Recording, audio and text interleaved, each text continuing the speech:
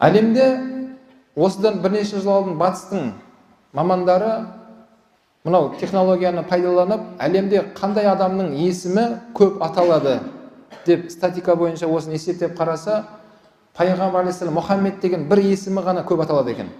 Қалған Мұстафа, Ахмад, Башир, Назирді қоспағанда, Мұхаммед деген бір есімнің өзі әлемде осы есіммен есімделген балалардың саны өте көп екен.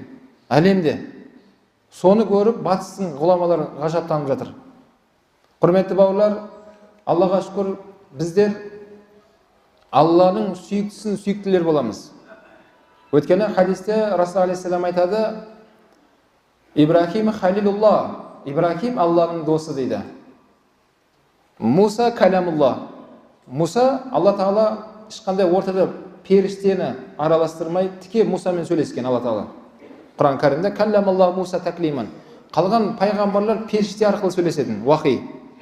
Муса алейхиссалам ғана тіке Алламен байланысқан.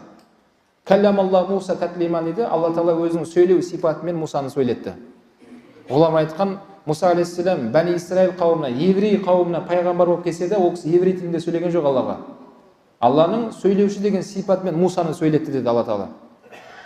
Айса рухулла, пайғамбар айтады, Алла Тағала Исаны әкесіз, оған рух үрленді, ол өмірге әкесіз дүниеге келді деді. Мақтанғаным емес дейді пайғамбар алейхиссалам, ана хабибулла деді. Мен Алланың сүйіктісі мен болам деді Расул алейхиссалам. Қараңыздар, Алланың сүйіктісі ол Мұхаммед алейхиссалам. Ал Мұхаммед алейхиссаламның сүйіктілері біз боламыз. Оған дәлел Расулалла алейхиссалам бірде келе жатқан кезде бір топ сахабалары Расулаллаға сәлем беріп, ішінде біреу былай дейді: "Я Расулалла, көңіл күйіңіз жоқ қой, шаршап келесіз ба, мазаңыз болмай келе жатыр ма?" деп сұрағанда, Расулалла алейхиссалам: "Жоқ, бәрі жақсы, сол сүйіктілерімді сағынған едім, соларды ойлап келе жатырмын" деді де үйіне кіріп кетті. Кейін жаңа сахабалары Расулалла алейхиссаламның осыны сөз қылды бір-біріне. Пайғамбар сүйіктілерім деп кімді айтты? Біздерді айтты ма? Ана Бәдір соғысында шахид болғандарды айтты ма? Ухудте шахид болғандарды айтты ма? Кімді айтты жалпы? Деп олар дауласып, сөздері көтеріңкі жарқын шығып, пайғамбардың бөлмесіне жетті бұлардың дауысы. Расулалла алейхиссалам бөлмесінен шығып, оларға айтты: "Сендерге не көрінді, дауыстарында қатты көтеріңкі дауласып жатсыңдар?" Сахабалар пайғамбар алейхиссаламнан кешірім сұрап: "Я Расулалла, айып етпеңіз. Сіз сүйіктілерімді сағындым деп кімді айттыңыз?" деді. Расулалла алейхиссалам айтты: "Менің сүйіктілерім кейін келетін үмбетім" деді. "Олар мені көрмесе де маған иман келтіреді" деді. "Ал сендер болсаңдар менің сахабаларымсыңдар. Яғни менің замандас, құрдас, әріптестерім сендер боласыңдар. Бірақ менің сүйіктілерім қашан келеді?" деді. "Кейін келетіндер артымнан. Яғни мені көрмесе де маған иман келтіреді олар" деп пайғамбар алейхиссалам бауырлар біздерді айтты.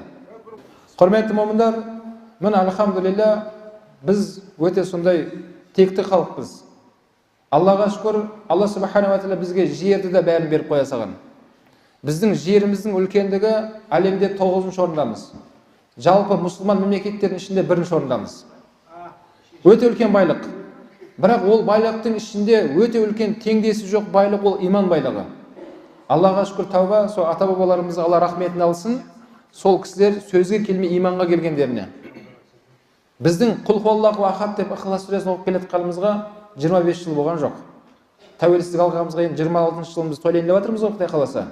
Бірақ біз мұсылман болып келе жатқанымызға 26 жыл болған жоқ. Қанша жыл болды? 13 ғасырдан астам уақыт өтті. Қараңыздар, 13 ғасырдан бері біз осы қазақ даласында Алланың, Расулланың сөзі кеңінен тарап, қанат жайып келе жатыр, альхамдулилля.